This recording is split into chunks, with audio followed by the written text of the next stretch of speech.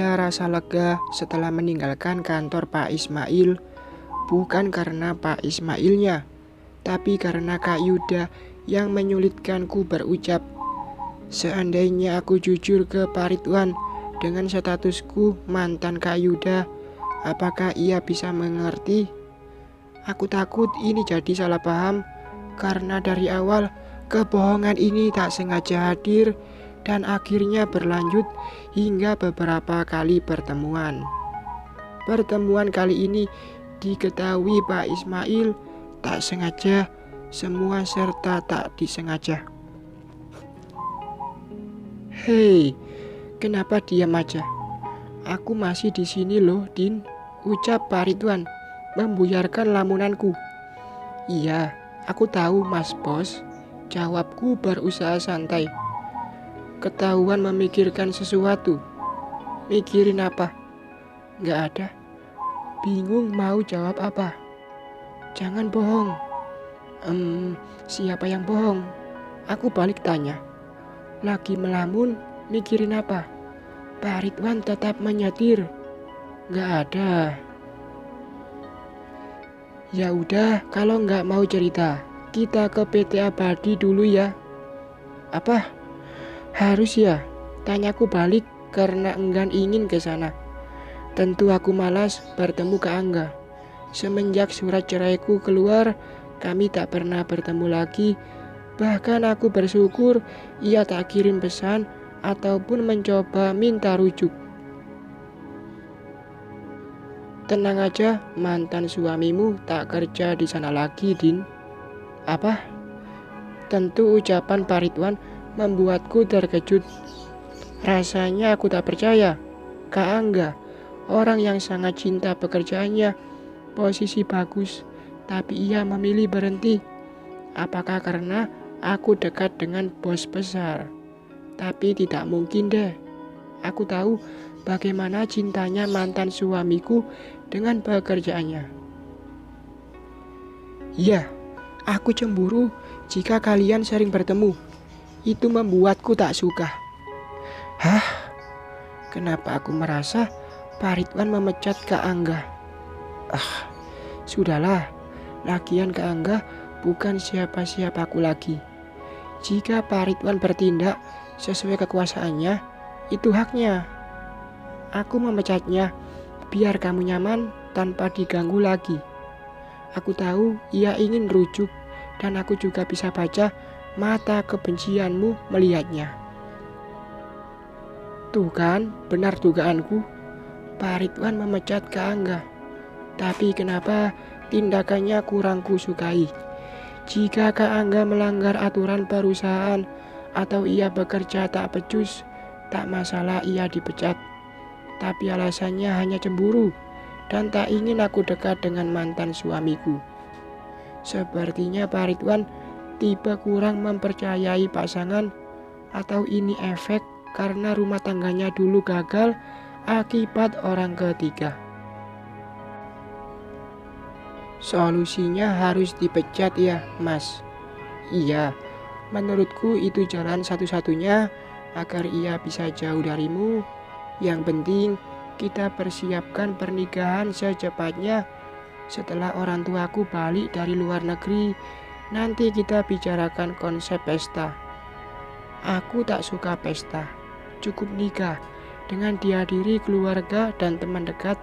Bagiku itu sudah cukup, Mas. Nanti kita pikirkan lagi. Lagian, jika kita buat pesta besar-besaran, biar orang-orang tahu kalau aku bahagia memilikimu, Dinda. Aku tersenyum menanggapi. Ada rasa bangga dan ada rasa... mungkin hanya perasaanku saja. Debbie masih kerja kan, Mas? Mendengar Kak Angga sudah dipecat, langsung teringat Debbie. Tentu saja, karena mereka sepasang kekasih, dan Debbie pun juga terlihat ingin mendekati Mas Bos dulunya. Masih, jawabnya singkat.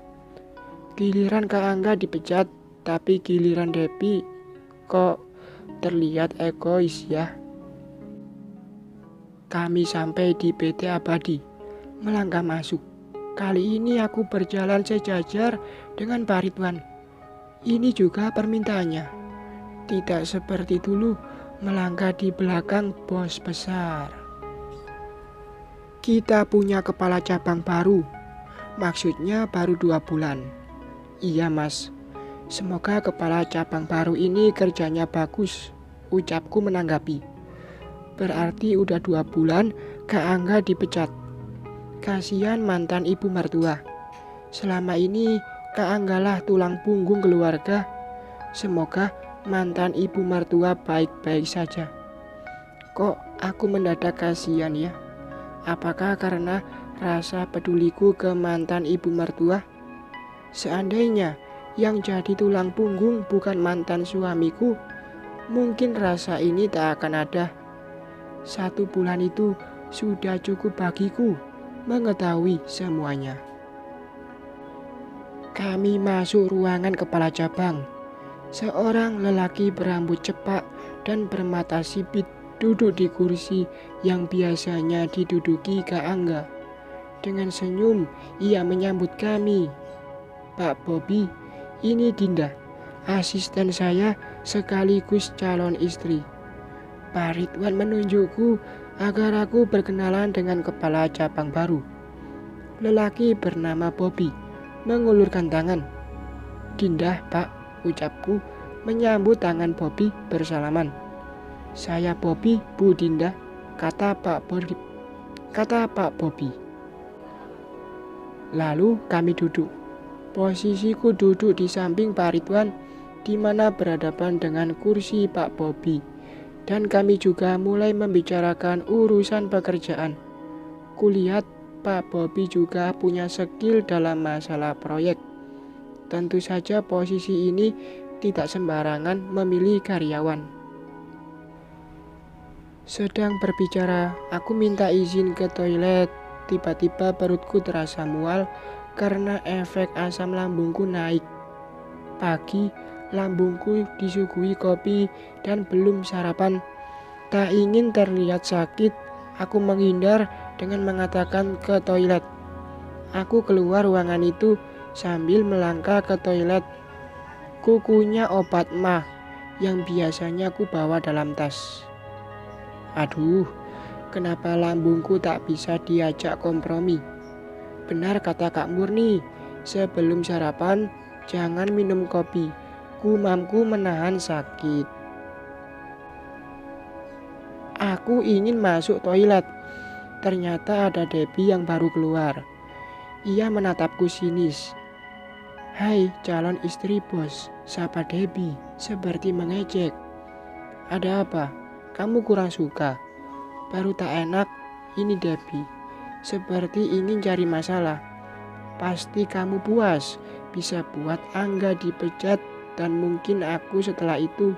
Tapi sayang, itu tak berhasil. Sudah ngomongnya.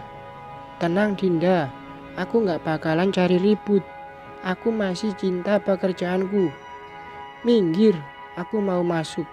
Debbie masih berdiri menghalangi jalanku masuk toilet. Kelihatannya saja baik, tapi menyimpan kebusukan. Tenang aja, aku gak bakalan cari musuh. Lalu Debbie berlalu pergi. Ucapannya sedikit membebaniku. Aku penyebab Kak Angga dipecat. Tapi bukan aku yang pecat kok. Lagian aku tak pernah meminta ini ke Pak Ridwan. Setelah perutku merasa sedikit enakan, aku kembali ke ruangan kepala cabang. Handle pintu ku tekan, lalu ku tarik. Pintu terbuka. Auh, tiba-tiba lenganku disenggol hingga hampir terjatuh. Senggolan ini keras hingga tubuhku tak seimbang. Dan tak sengaja Pak Bobi memegang tanganku agar tubuhku tak terjatuh. Maaf Bu Dinda, maaf, ucap Pak Bobi seperti merasa tak enak. Tanganku dilepas setelah aku bisa berdiri kokoh. Gak apa-apa Pak, jawabku menahan sedikit sakit di bagian lengan. Lain kali hati-hati Pak Bobi, tegur Pak Ridwan tiba-tiba. Aku yang salah. Seharusnya saat masuk ketuk pintu dulu, sahutku. Efek ucapan Debbie dan perutku sedikit nyeri, lupa ketuk pintu. Maaf Pak, lain kali tidak terulang lagi, jawab Pak Bobi. Ayo Din, kita balik ke kantor. Pak Ridwan bangkit dari duduknya. Maaf sekali lagi Pak, ucap Pak Bobi seperti tertekan. Ini bukan salah Pak Bobi, tapi salah saya. Aku berusaha menanggapi, membelurus yang sebenarnya terjadi, agar tak salah paham. Ya sudah, ayo Din, raut muka Pak Ridwan seperti belum menerima kata maaf Pak Bobi. Aku dan Pak Ridwan meninggalkan PT Abadi. Tak ingin membantah, bagaimanapun juga ia masih pimpinanku. Di mobil, Pak Ridwan diam menyetir mobil. Ia tak menoleh padaku, mukanya kelihatan masam. Apakah ini efek insiden tak sengaja di pintu tadi? Jika itu yang bikin Pak Ridwan marah, sepertinya tak masuk akal, itu tak sengaja. Mas, ragu mau berucap apa. Raut muka Pak Ridwan tak enak dipandang. Apa Din? Akhirnya Pak Ridwan bersuara, melihatku sekilas. Apakah aku punya salah? Enggak, jawabnya cepat. Terus, kenapa Mas kelihatan marah? Enggak ada. Aku tak tahu harus bagaimana. Ini pertama kalinya kulihat ia seperti ini. Jika tak ada apa-apa, tapi kenapa raut wajahnya terlihat marah? Aku pun ikut mendiamkan agar ia tenang. Bertanya percuma, tak ada jawaban. Justru aku bingung menghadapi sikapnya. Dinda, bilang Silvi untuk cari pengganti Bobi, ucap Pak Ridwan tiba-tiba. Apa? Kurasa ucapanku sudah jelas. Mau pecat Pak Bobi, Mas. Mataku membulat karena terkejut. Ya, jawabnya tanpa ragu. Ini tak adil bagi Pak Bobi. Ia tak salah. Ia hanya tak sengaja menabrakku di pintu. Lagian aku yang salah karena tak mengetuk pintu. Karena insiden di pintu tadi, tanyaku ingin meyakinkan diri. Pak Ridwan diam tanpa melihatku. Matanya tak beralih ke depan menyetir. Jika itu penyebabnya, ini bukan salah Pak Bobi. Aku yang tak mengetok pintu. Jangan korbankan orang lain yang tidak bersalah, Mas. Dia memegang tanganmu. Aku tak suka itu. Aku tersentak karena suara Pak Ridwan sangat lantang. Bahkan tak menyangka jika ia akan berucap sekeras itu. Tapi ia membantuku agar aku tak jatuh, Mas. Ucapku tergagap. Tiba-tiba ada rasa takut dan air mata ini tak kuasa ku tahan. Bentakan ini mengingatkanku bagaimana Kak Angga juga pernah melakukannya. Ya Tuhan, ini cemburu berlebihan. Pak Bobi tak salah. Bahkan saat ia menolongku agar tak terjatuh, tak terlihat dari sorot matanya itu seperti mengambil kesempatan. Ini masih sebatas wajar. Apakah ia harus dipecat lantaran bukan kesalahannya? Zaman sekarang cari kerja dengan posisi bagus sulit. Aku terdiam menatap Pak Ridwan. Bukan karena merasa bangga ia punya rasa cemburu padaku. Seorang Pak Ridwan, lelaki yang hampir mendekati sempurna bagiku. Tapi kenapa bersikap seperti posesif? Mudah-mudahan aku salah. Kenapa harus memecat Pak Bobi, Mas? Yang salah kan aku. Kurendahkan nada suara agar Pak Ridwan tidak semakin marah. Kenapa sih kamu bela dia? Pak Ridwan melihatku sekilas. Ini bukan membela, tapi tak kuasa melanjutkan kata-kataku. Ku palingkan mata keluar jendela kaca mobil, lalu menyeka air mata. Tentu aku terkejut dengan suara lantang Pak Ridwan. Tiba-tiba mobil dihentikan di tepi jalan yang agak sepi. Pak Ridwan menghela nafas besar. Terdengar nafasnya meskipun aku belum mengalihkan pandangan ke dia. Maafkan aku. Tolong jangan menangis, Din. Suara Pak Ridwan melunak. Tapi aku tetap memalingkan mata keluar jendela. Aku hanya cemburu. Itu karena aku takut kehilanganmu. Apakah aku salah? Aku tak merasa bangga dengan ucapan itu. Justru aku merasa tak nyaman karena sedikit memaksakan kehendak. Meskipun bukan kehendak padaku, tapi hati nuraniku tak bisa mengabaikan jika karena cemburu ia berbuat menyakiti, bahkan merugikan orang lain. Dan yang jelas terbaca, ini seperti sikap mentang-mentang. Aku takut dengan sikapmu, Mas.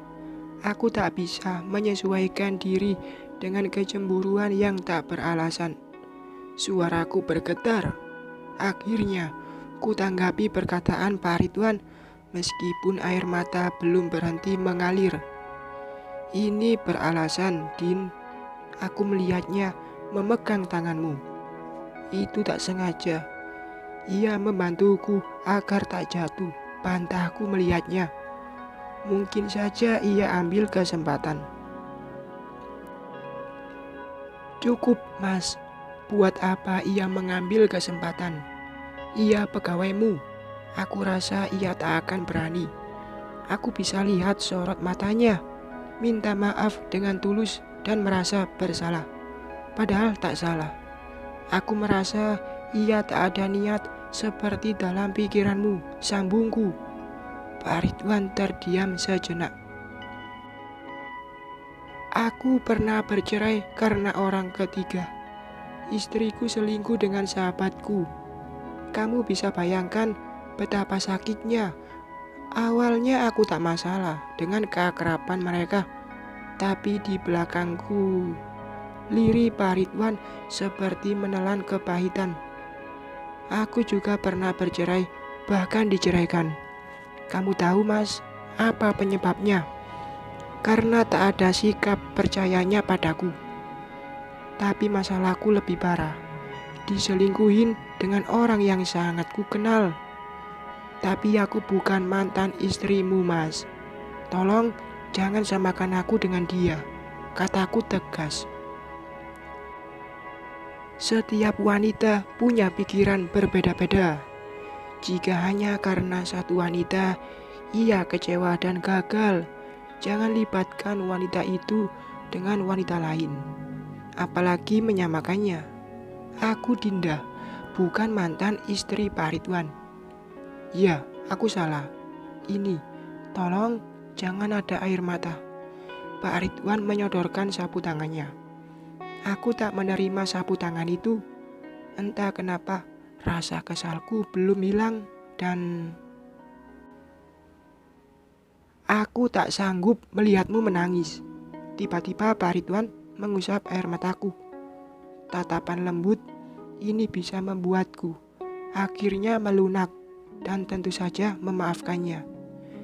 Dindaku wanita cantik. Banyak lelaki yang menginginkannya.